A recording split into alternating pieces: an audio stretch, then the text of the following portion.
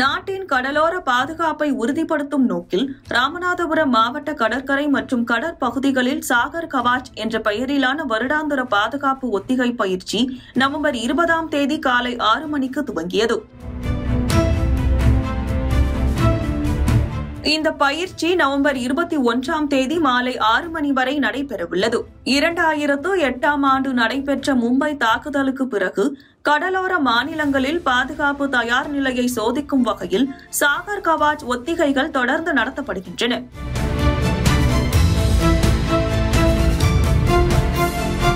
இதில் கடலோர காவல் படை, இந்திய கடற்படை மற்றும் கடலோர பாதுகாப்பு குழுமத்தைச் சேர்ந்தவர்கள் தீவிரவாதிகள் போல் வேடமிட்டு படகுகள் மூலம் கடல் வழியாக ஊடுருவ முயற்சிப்பார்கள். இவர்களை கண்டுபிடித்து தடுக்கும் பணியை மரைன் போலீசார் மேற்கொள்கின்றனர்.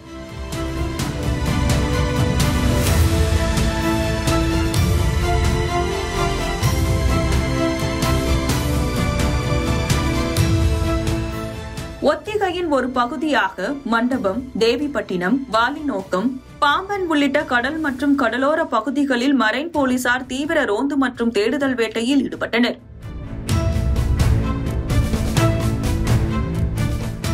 இந்த சூழலில் ராமேஸ்வரம் மீன்பிடி துறைமுகத்திலிருந்து சுமார் 10 நாட்டிக்கல் மைல் தொலைவில் நடுக்கடலில் மீன்பிடி படகில் சந்தேக நபர்கள் போல வேடமிட்டு ஊடுருவிய கடற்படையைச் சேர்ந்த 14 வீரர்களை ராமேஸ்வரம் மரைன் போலீசார் வெற்றிகரமாக பிடித்தனர்.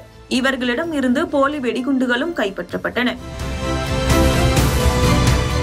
இதனைத் தொடர்ந்து ஒத்திகையின்படி ஊடுருவ முயற்சிக்கும் மேலும் சிலர் கடலுக்குள் பதுங்கியிருக்கலாம் என்ற தகவலின் அடிப்படையில் தங்கச்சிமடம், பாம்பன், ராமேஸ்வரம் ஆகிய கடல் பகுதிகளில் மரைன் போலீசார் தங்களது தேடுதல் வேட்டையை தீவிரப்படுத்தியுள்ளனர்.